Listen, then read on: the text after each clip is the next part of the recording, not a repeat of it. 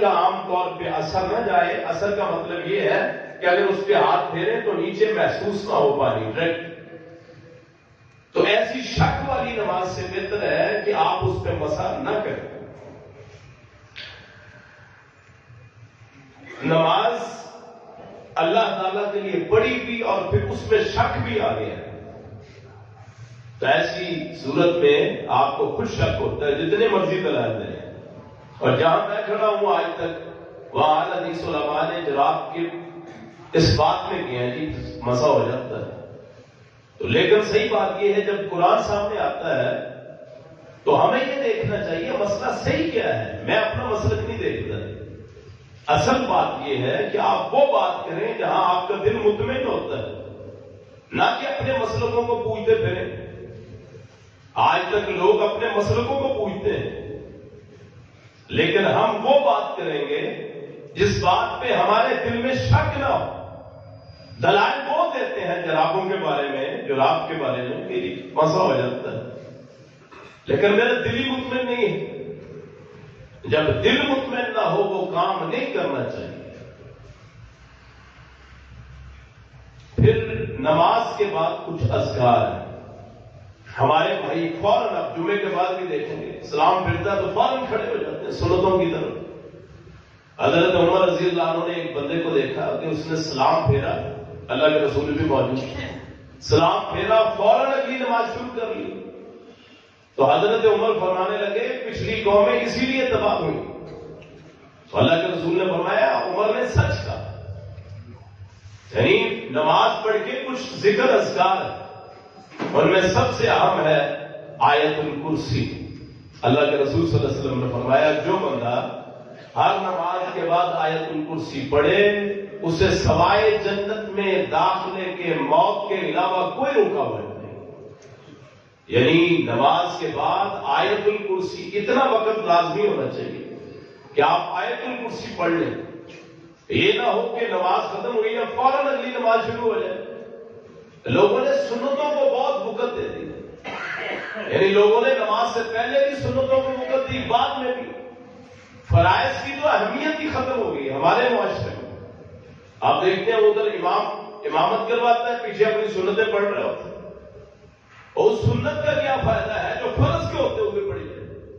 کوئی فائدہ نہیں اس سنت کا. جب امام امامت کروائے تو جو نماز آپ پڑھیں گے وہ ضائع ہے, فضول ہے, بیکار. اللہ یہ کہ آپ نماز کے اینڈ میں پہنچ چکے آخر میں, مثلا صبح کی 2 رکعت ان پہ زیادہ مسئلہ ہے, تو آپ بالکل آخر پہ ہیں, ادھر اقامت ہو گئی, امام نماز شروع کر لی, تو آپ چلو سلام پھیر لیں. اتنا تو ہے. جیسے آپ رمضان میں سحری کھا رہے ہو اور جو لقمہ آپ کے منہ میں ادھر قائم ہو جائے تو وہ لقمہ آپ کھا سکتے ہیں. اتنی اسلام نے گنجائش دی کہ جو آپ کے ہاتھ میں ہے وہ لقمہ آپ نگل میں کھا لیں.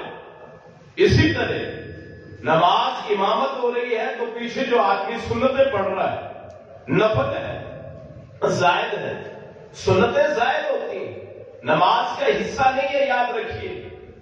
کوئی کسی نماز کی کوئی سنت فرض کے برابر نہیں ہو سکتی, صبح کی کیوں نہ ہو. رہتی ہے سنتیں رہ جائے, بعد میں پڑھنی ہے پڑھ لیں. یعنی سنت کو اتنا مقام نہ دیں کہ وہ فرض سے پڑھ جائے. یا آپ کے فرض رہتے ہیں اور لوگ اپنی سنتیں پڑھتے ہیں, نہ کوئی دلیل ہے نہ کوئی حدیث. اللہ کے رسول صلی اللہ علیہ وسلم نے دیکھا بعد میں ایک بندے کو وہ نماز پڑھ رہا ہے صبح کے بعد. تو آپ نے فرمایا یہ کون سی نماز؟ اس نے کہا جی میری پہلی 2 رکعتیں رہ گئی تھی. تو آپ خاموش ہو گئے. تو سنت سے ہمیں یہ پتہ چلتا ہے کہ فرض کے دوران آپ نماز نہیں پڑھیں گے, سنتیں نہیں پڑھیں گے, اس سنت کا کوئی فائدہ نہیں ہے چاہے اللہ مرتبہ پڑھیں. تو امام کی امامت کے دوران آپ کی سنتوں کی کوئی حیثیت نہیں ہے, چاہے صبح کی سنت. اللہ کے رسول صلی اللہ علیہ وسلم, حالانکہ یہ سنتیں اللہ کے رسول کو بڑی پیاری ہیں, صبح کی جو 2 رکعت, آپ نے فرمایا دنیا اور دنیا میں جو کچھ ہے تمام سے بہتر ہے فجر کی 2 سنتیں, تمام سے. لیکن آپ نے یہ اجازت نہیں دی کہ نماز کے دوران کوئی نماز پڑھے. سنت رکھتے ہیں. نہ آپ نے کیا، نہ آپ کے کسی صحابی نے کیا، نہ کسی امام کو کہا ہے. ابو حنیفہ رحمۃ اللہ علیہ جن کے اقوال کو لیا جاتا ہے، وہ اس بنیاد پہ لوگ سنتیں پڑھتے ہیں کہ امام ابو حنیفہ رحمۃ اللہ علیہ نے فرمایا تھا یا وہ قائل تھے. تو امام صاحب نے شروع کیا تھا. وہ جتنے بھی امام ہیں جن کی کوئی مسئلہ اس قسم کا بن جاتا ہے کہ لوگ اس کو اختیار کرتے ہیں، اس امام کا ارادہ نہیں ہوتا کہ فرض کی اہمیت کم ہو جائے. وہ کہتے تھے اگر سائڈ پہ ہے تو پڑھ لیں، یہ نہیں ہے کہ پیچھے پڑھتے رہے. اور میں پورے وثوق کے ساتھ کہتا ہوں، فقہ حنفی احناف ہمارے بھائی، ان کی کسی کتاب میں نہیں لکھا کہ نماز ہو رہی ہو تو پیچھے آپ پڑھتے رہے. اس دور میں تو لوگ گھروں میں پڑھتے تھے سنتیں، تو اگر کسی نے پڑھنی تو دور پڑھی. جماعت کے دوران کسی سنت کی کوئی حیثیت نہیں، پورا وثوق ہے. جو بھائی جس پاس دلیل ہو، میں بات کرنے کے لیے تیار، کسی کے پاس دلیل ہی کوئی نہیں. پھر نماز یعنی وہ آیت الکرسی، کم از کم آیت الکرسی وہ آپ پڑھیں. پھر اور اگر کوئی نماز پڑھنی ہے، کسی کو پچھلی قضا ہے، وہ کر سکتے ہیں. یہ نہیں ہے کہ آپ سلام پھیرا تو اگلی نماز شروع.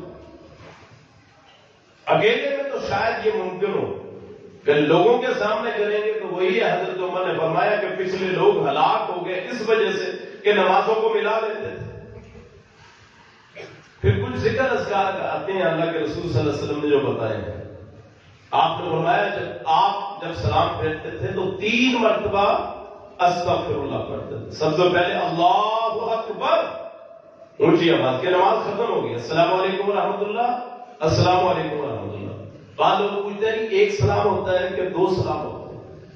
فرض سلام ایک، سنت مل جائے گا دوسرا سلام. اگر کوئی بندہ ایک سلام پھیر لے نماز ہو جائے گی. ایک سلام پھیرنے سے نماز مکمل ہو جائے. ایک سلام پھیرنے کے بعد اگر کوئی کسی کی نماز آتی ہے، مقتدی ہے پیچھے، وہ نہیں اپنی نماز شروع کر سکتا. امام کے دوسرے سلام کے انتظار کرنے کی ضرورت نہیں. کیوں؟ فرض سلام ہو گئے. تکبیر تحریمہ بھی فرض، سلام بھی فرض. دوسرا سلام سنت، دوسرا سلام سنت، پہلا سلام فرض. آپ اس کو نہیں کہہ سکتے جس نے ایک سلام پھیرا کہ جی یہ اس کی نماز نہیں ہوئی. ایک سلام پھیر لیا نماز ہو گئی. دوسرا سلام پھیرا سنت. اللہ کے رسول سے دونوں طرح آتے ہیں. کبھی آپ نے ایک سلام پھیرا، کبھی آپ نے 2 سلام پھیرا. زیادہ 2 آپ کے سلام آتے ہیں کہ آپ دونوں طرف سلام، تاکہ ادھر بھی سلامتی ہو جائے، ادھر بھی سلامتی ہو جائے. تو وہاں آپ نے اذکار بتایا. اذکار آپ نے بتائے.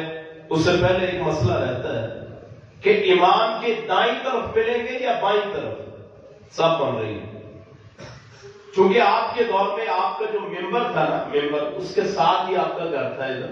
تو آپ نے فرمایا ماں بہینہ بیتی و ممبری روزۃ من ریاض الجنہ. جو میرے ممبر اور میرے گھر کے درمیان جو فاصلہ ہے نا، جو جگہ، وہ جنت کے باغیچوں میں سے ایک باغیچہ ہے. تو اس لیے لوگ وہاں کھڑے ہو جاتے تھے، لوگ اس دور میں کہ جی وہ جنت البقیع کو، وہ جنت کا ٹکڑا ہے. تو پھر آپ نے ترغیب دلانے کے لیے کہ ان اللہ و ملائکتہ یصلون علی الصف المقدم وعلی میامن الصفوف، کہ اللہ اور اس کے رسول سلامتی بھیجتے ہیں، رحمت بھیجتے ہیں پہلی صف والوں پر اور جو دائیں طرف کھڑے ہوتے ہیں. آپ نے حدیث فرمائی تاکہ لوگ اس کو سنت ہی نہ سمجھ لیں کہ کھڑے ہی بائیں ہونا ہے. آپ نے پھر دائیں کا یہ بتایا. تو ملنا ہے دونوں طرف سے. اگر ادھر جگہ رہتی ہے ادھر سے مل جائے، ادھر جگہ رہتی ہے ادھر سے مل جائے. تو یہ اذکار جو اللہ کے رسول نے بتایا وہ پڑھنے کے لیے ہے، میرے اور آپ کے لیے. آپ پھر 3 مرتبہ اللہ اکبر کے بعد، 1 مرتبہ کے بعد پھر 3 مرتبہ استغفر اللہ پڑھتے تھے. استغفر اللہ، استغفر اللہ، استغفر اللہ. پھر اللہم انت السلام ومنک السلام تبارکت یا ذا الجلال والاکرام. استغفار جو ہے یہ ایسی چیز ہے، اللہ کے رسول نے فرمایا جس بندے نے استغفار کو لازم کر لیا استغفار نہیں ہوتا، استغفار شروع میں بھی زیر ہے اور تا کے نیچے بھی زیر ہے، استغفار، استغفار نہیں، استغفار، اللہ سے بخشش مانگنا، اس کا معنی ہے بخشش طلب کرنا۔ تو وہ فرمایا جس نے استغفار کو لازم کر لیا، اللہ تعالیٰ اس کے لیے ہر تنگی سے نکلنے کا ذریعہ بنا دے۔ تو یہاں 3 مرتبہ استغفر اللہ، پھر آپ نے دعا بتلائی، سکھلائی، اللہم انت السلام ومنک السلام تبارک یا ذا الجلال والاکرام، اے اللہ تو سلامتی تجھ سے ہے، تو خود سلام، تجھ سے سلامتی ہے، تیری طرف سے برکتیں اور سلامتی ہوتی ہے۔ اللہم لا مانع لما اعطیت ولا معطی لما منعت، اے اللہ جسے تو دے دے اسے رکھنے والا کوئی نہیں، جس سے تو چھین لے اسے عطا کرنے والا کوئی نہیں۔ ولا ينفع ذا الجد منك الجد، اور کسی تقدیر والے کو، حصے والے کو، نصیبے والے کو اس کا نصیبہ فائدہ نہیں دے سکتا اللہ سے ہٹ کے۔ کوئی یہ سمجھے نا یہ میری تقدیر میں لکھ دیا ہے، میری تقدیر میں لکھ دیا ہے، میری محنت، میرا کاروبار، کوئی میری دکان ہے، میری فیکٹری ہے، میرا معاش، میری عقل کی تیزی ہے، میرا دماغ بڑا تیز ہے، میں بہت محنت کرتا ہوں تو وہاں سے رزق ملے گا، نہیں، اتنا ہی ملنا ہے جتنا اللہ نے لکھ دیا، اتنا ہی ملنا ہے جتنا لکھ دیا، جلد مل جائے لیٹ مل جائے۔ جو میرے اور آپ کے معاملات ہیں وہ اللہ کے ہاتھ میں، کبھی اللہ تعالیٰ لکھے ہوئے کو بدل دیتا ہے، آپ دعا کرتے ہیں آپ کا لکھا ہوا بدل جاتا ہے۔ لا ينفع ذا الجد منک الجد، کسی نصیبے والے کو اس کا نصیبہ فائدہ نہیں دے سکتا، ہاں اللہ کی اجازت کے ساتھ فائدہ دیتا ہے، اللہ کی اجازت کے ساتھ فائدہ۔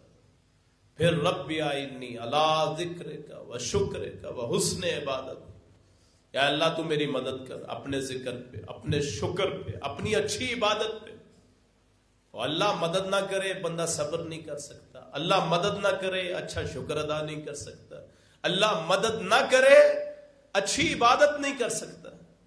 اگر اللہ کی مدد نہ ہو تو آدمی شیطان سے بچ ہی نہیں سکتا، اتنے وسوسے، اتنے وسواس کہ آدمی عبادت میں پتہ ہی نہیں چلتا۔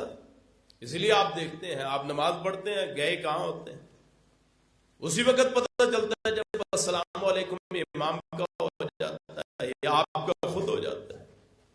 ساری نماز میں سوائے خیالات کے اور کچھ بھی نہیں۔ تو اللہ کی مدد آدمی طلب کرتا ہے، اللہ میری مدد کر اپنے ذکر کرنے پہ۔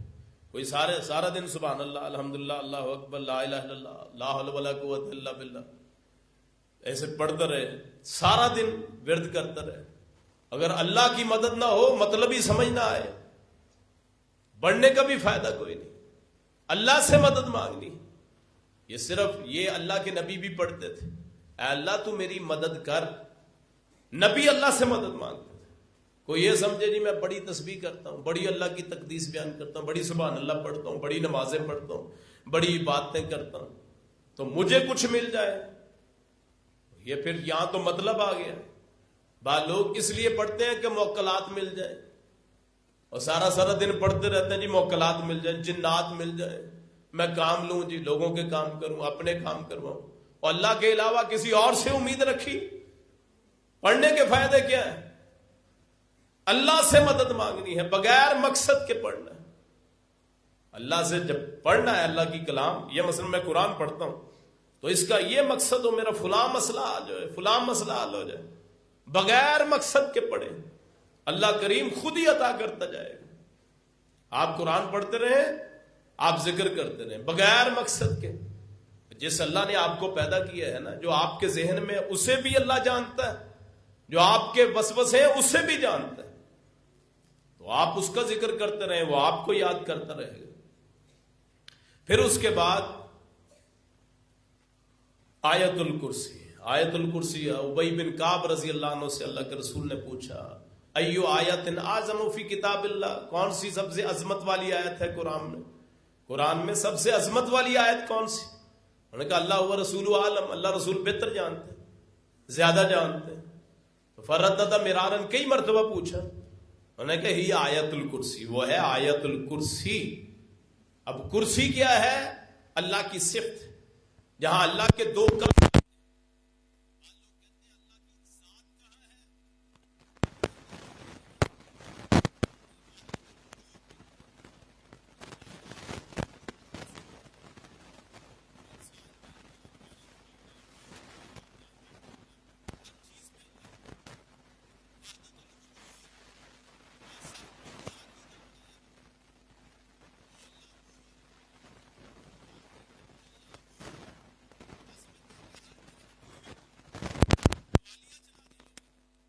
کہ جدھر دیکھتا ہوں تو ہی تو ہے. یعنی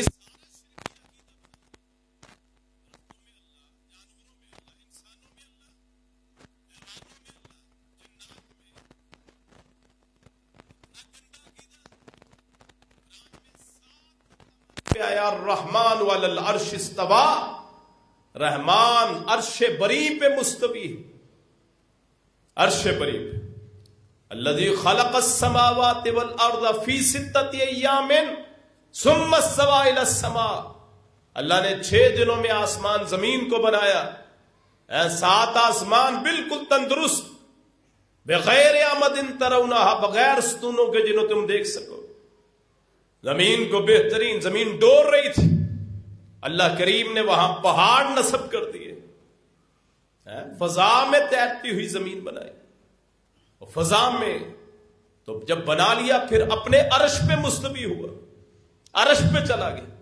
اب جو یہ عقیدہ رکھے کہ ہر جگہ اللہ ہے، قرآن کریم میں 7 مقامات ہیں جن پہ آتا ہے کہ اللہ اپنے عرش بری پہ، اور میں عقیدہ بناؤں کہ اللہ ہر جگہ ہے اور نہ کوئی دلیل ہے نہ کچھ اور، صرف اپنے منکوں کے لیے، اپنے مذہبوں کے لیے، اپنے مسلکوں کے لیے، اپنے اپنی جماعتوں کے لیے سارے غلط عقائد بنا لیے، لوگوں میں پھیلا دیے.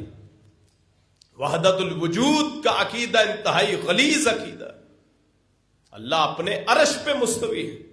آیت الکرسی بتاتی ہے وسیع کرسیہ السماوات والارض، کہ اللہ کی کرسی جو ہے آسمان و زمین سے وسیع ہے. اور حدیث میں آتا ہے کہ اللہ کی جو کرسی ہے وہ اللہ کے 2 قدموں کی جگہ ہے. وحدت الشہود تو ہو سکتا ہے کہ اللہ ہر جگہ حاضر ہے، حاضر اس لحاظ سے، ناظر اس لحاظ سے کہ اس کا علم محیط ہر جگہ، کہ زمین و آسمان اس کی مٹھی میں، وہ قریب بھی ہے وہ دور بھی. وَالْأَوَّلُ وَالْآخِرُ وَالظَّاهِرُ وَالْبَاطِنُ وَهُوَ بِكُلِّ شَيْءٍ عَلِيمٌ. پہلا بھی وہی، آخر میں وہی، اور ظاہر بھی وہی، پوشیدہ بھی وہی.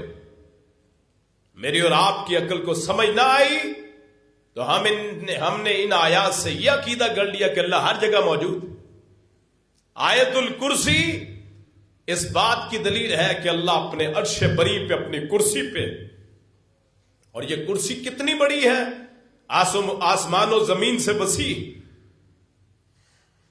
پھر اللہ کے رسول صلی اللہ علیہ وسلم نے فرمایا کہ جس بندے نے 10 مرتبہ سبحان اللہ، 10 مرتبہ الحمدللہ، 10 مرتبہ اللہ اکبر یہ ورد کر لیا، پھر رات کو سوتے ہوئے وہ 33 مرتبہ پھر یہ پڑھ لیا، 34 مرتبہ اللہ اکبر، یا پھر 34 مرتبہ لا الہ الا اللہ وحدہ لا شریک لہ لہ الملک ولہ الحمد وہو علی کل شیء قدیر، یہ پڑھ لیا. فرمایا اسے 2500 نیکیاں ملیں گی. آپ 5 نمازوں میں آپ 30 کو ضرب دیں تو 150 بنتا ہے. 100 مرتبہ شام کو رات کو پڑھ لیے. ہر نماز میں آپ 10 مرتبہ سبحان اللہ، بعد میں 10 مرتبہ الحمدللہ، 10 مرتبہ اللہ اکبر، ہو گئے 30 کو 5 سے ضرب دیں تو 150 بن گئے. رات کو سوتے ہوئے 33 مرتبہ سبحان اللہ، 33 مرتبہ الحمدللہ، 34 مرتبہ اللہ اکبر، 100 ہو گئے. 150 اور 100 250. فرمایا ایک ایک کے پڑھنے کا ثواب 10 نے کیا. رسول اللہ نے فرمایا کون تم میں سے 2500 گناہ کرتا ہے، یعنی 2500 نیکیاں کرے جو یہ پڑھے تو اس پہ کوئی گناہ باقی نہ رہے. فرمایا لیکن کرنے والے کم ہیں. صحابہ نے پوچھا کرنے والے کم کیسے؟ اب کتنی دیر لگتی ہے سبحان اللہ الحمدللہ اللہ اکبر؟ شاید 1.5 منٹ میں آدمی پڑھ لے، 10 مرتبہ اگر پڑھنا ہو، اس سے بھی پہلے پڑھ لے. فرمایا کرنے والے کم ہیں، عمل بھی کم ہے، مختصر ہے، اور کرنے والے بھی کم. صحابہ نے پوچھا کرنے والے کم کیسے؟ فرمایا نماز پڑھتا ہے تو خیالات ایسے آتے ہیں فلاں کام کرنا ہے فلاں کرنا ہے، نماز ختم کرتا ہے اٹھ کے چلا جاتا ہے، کہتے ہی نہیں. اور اس کا ثواب کتنا ہے؟ رسول اللہ نے فرمایا جو بندہ سبحان اللہ کہہ دیتا ہے نا، آدھا زمین و آسمان نیکیوں سے بھر جاتا ہے صرف ایک مرتبہ کہنے سے. ہمارا کسی کے پاس شاید اتنی جائیداد نہ ہو کہ سبحان اللہ ایک مرتبہ کہنے سے آدھا آسمان زمین نیکیوں سے بھر جاتا ہے. فرمایا پھر الحمدللہ کہنے سے باقی جو ہے وہ بھی بھر جاتا ہے. تو یہ اگر آدمی کہ یعنی دن رات میں 250 مرتبہ کہنا ہے سبحان اللہ الحمدللہ اللہ اکبر کہنا ہے، 2500 نیکیاں. پھر فرمایا آپ نے مغرب اور صبح کی نماز کے بعد سلام پھیر کے بغیر کسی کی طرف دیکھے، بغیر کسی سے بات کیے، خاموش، آپ نے 5 چیزیں بتائی. سب سے پہلے آپ نے فرمایا جو بندہ 7 مرتبہ پڑھتا ہے اللہم اجرنی من النار، صبح اور مغرب کی نماز کے بعد اللہم اجرنی من النار 7 مرتبہ پڑھتا ہے، اگر صبح پڑھے شام سے پہلے فوت ہو جائے اللہ اسے دوزخ کی آگ سے بچائے. اگر رات کو پڑھے صبح سے پہلے فوت ہو جائے اللہ تعالیٰ اسے آگ سے بچائے.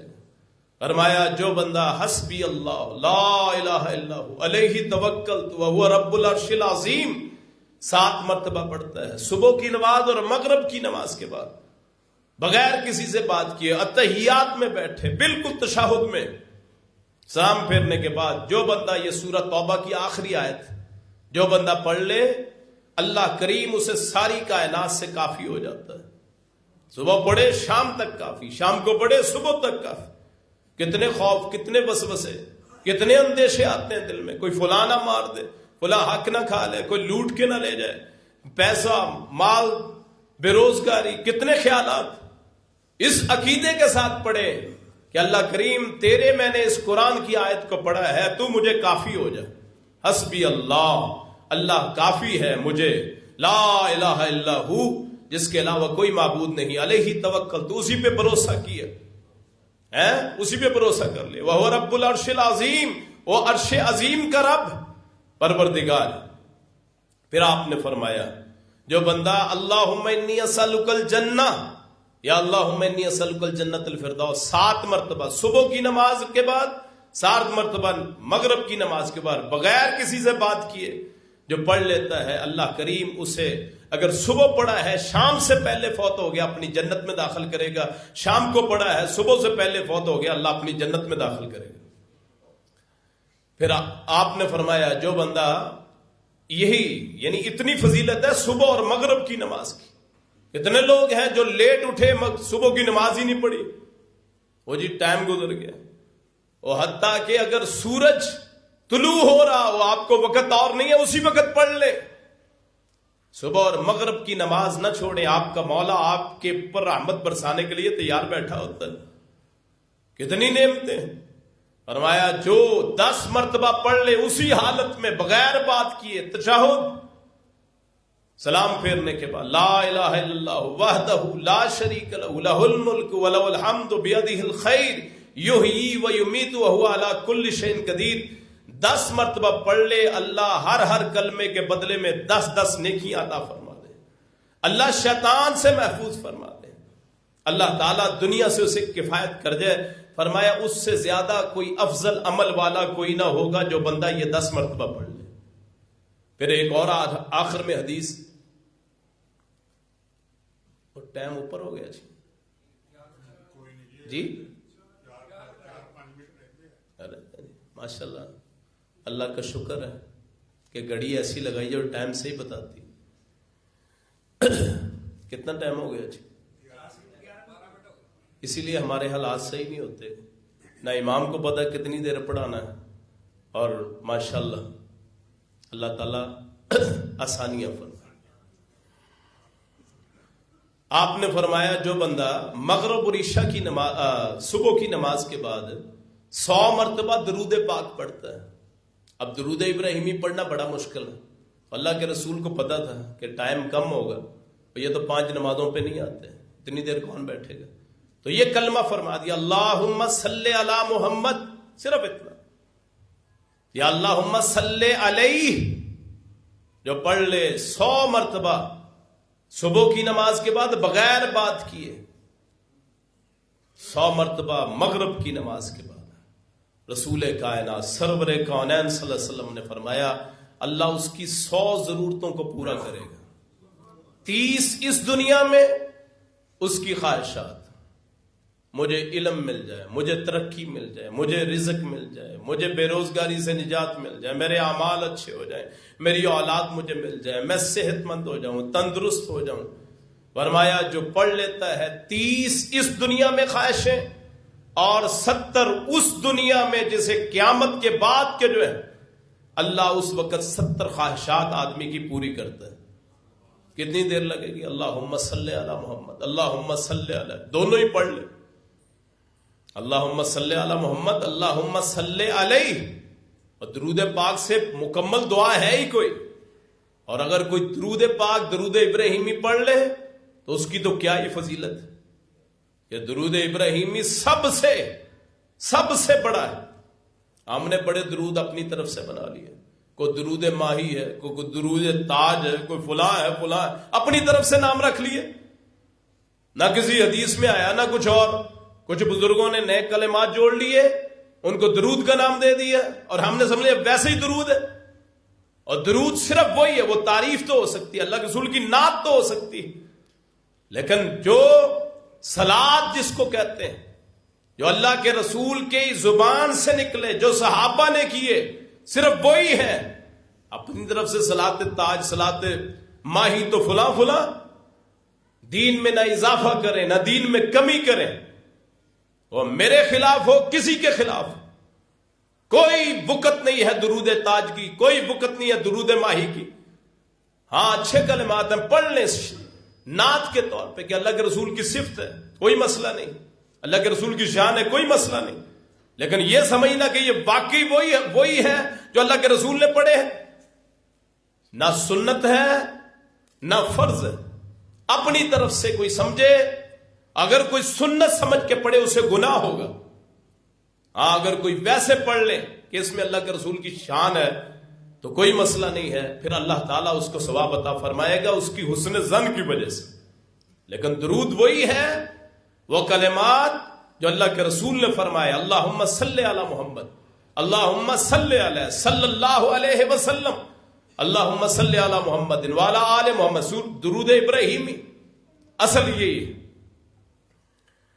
تو یہ پڑھنے سے اللہ تعالیٰ پھر آدمی کی 100 خواہشات پوری کرتا ہے۔ اللہ تعالیٰ اور بھی انشاءاللہ اگلے جمعے میں ہم بیان کریں گے۔ دعا کریں، طبیعت میری ٹھیک نہیں ہے، اللہ پاک تمام احباب کو تندرستی سلامتیاں عطا فرمائے۔ آخر